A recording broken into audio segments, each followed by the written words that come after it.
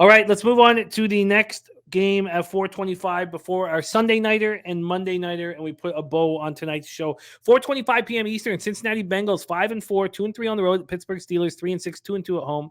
Acrisure Stadium, Pittsburgh, Pennsylvania. Cold, 29 Fahrenheit, partly cloudy, 14 miles per hour.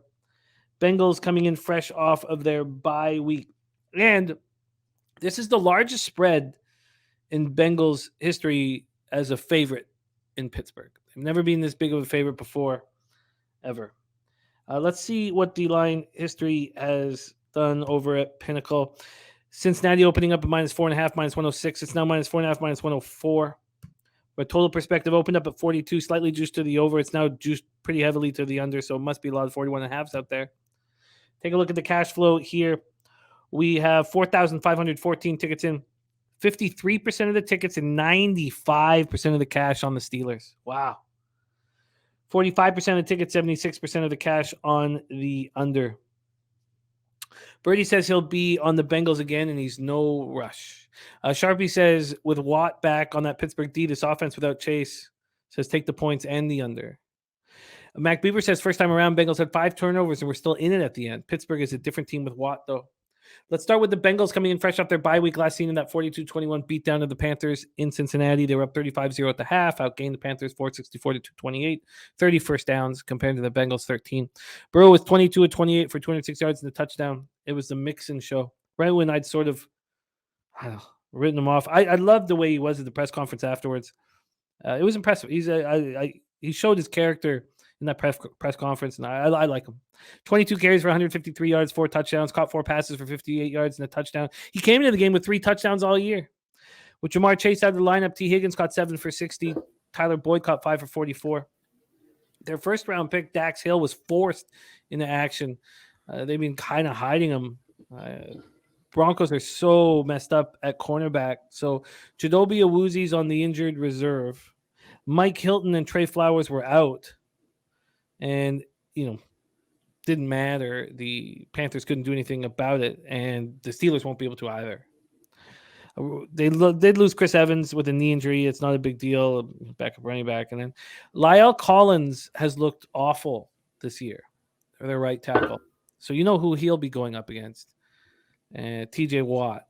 And that could really give him a long, horrific day. Steelers coming off that big 2010 home victory over the Saints, dominated all facets of the game. They outgained the Saints 379-186, 28 first downs compared to the Saints 10, won the time of possession battle 38-56 to 21-04, 9 of 17 on third down. And there's some wild stats. There's going to be some wild stats here for the rest of the show because the Steelers stats and then the Cardinal stats, there's some wild shit going on. But, of course, Tomlin is a dog. Unbelievable. 15-8 straight up.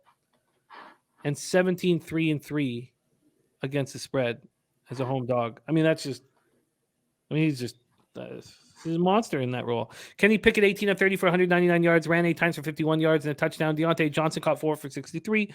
Warren caught 3 for 40. They ran 43 times for 217 yards. Najee, 20 carries for 99 yards. And TJ Watt was a monster. Alex Highsmith had both of the Steelers sacks. Miles Jack didn't play due to a knee injury, and Minkah Fitzpatrick underwent an emergency appendectomy on Saturday. So Fitzpatrick won't be in the lineup. We don't know about Miles Jack. And home underdogs have been very good this year. 30, 23-3 against the spread. Take it away for us, Andy. Bengals, Steelers. So there was a little news on the Fitzpatrick front. Tomlin said there's a chance that Fitzpatrick plays this weekend after the appendectomy. I don't see it. I don't know why he said that. I feel like that's always a multiple week kind of thing, but if he plays, it's maybe a boon to this defense. If they rushed him back and he's not himself, maybe it's actually maybe a negative if they bring him back too fast. Boy, this is a tough place to go play. I lean Steelers here. I want to bet them. They have bad quarterback. It's one of those games where it's probably going to hinge on some shitty decisions made by Kenny Pickett.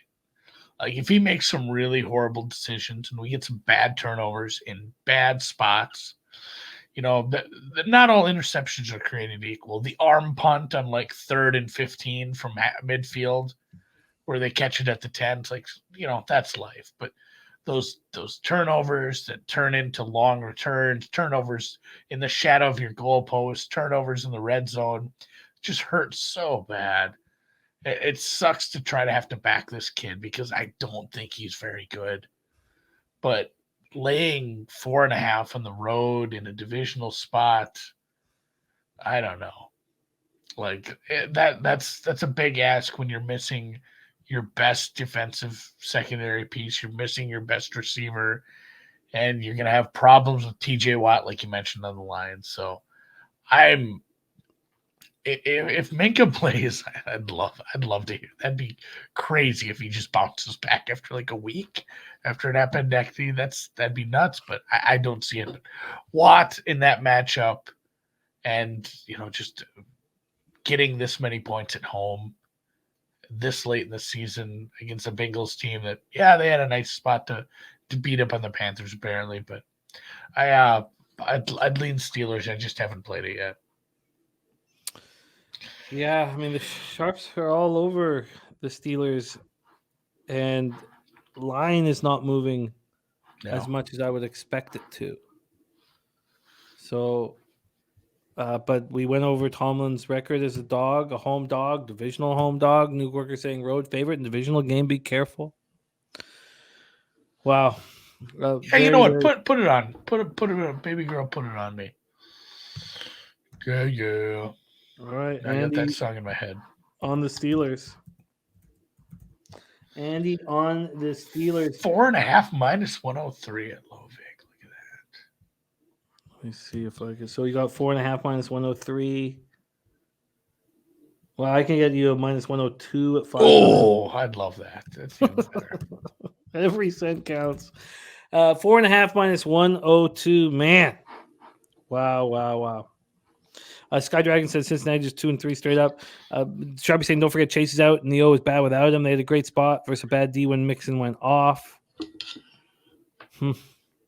Sky Dragon looking at Pitt and maybe the over. Speaking of the over, and I know we want to spend more time on the Sunday Nighter and Monday Nighter, which is next, but what are your thoughts on this total here in this one on the late afternoon card? It opened at some offshores at 43, now sitting at 41. I understand the move to the under just based off what we saw last week.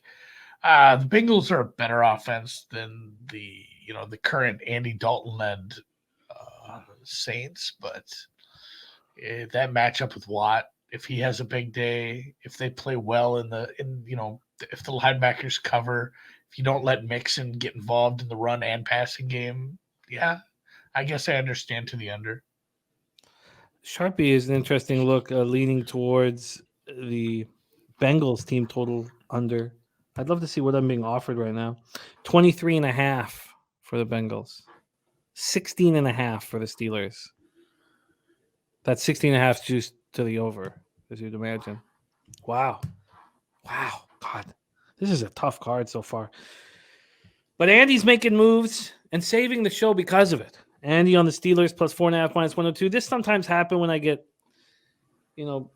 take it right. You're shell shocked. It's like you just came back from the Western Front. It was the worst week of the year, and I usually bounce back okay, but it did hurt bad. Thank God for live betting. Thank God for our Sunday night, Monday night live shows.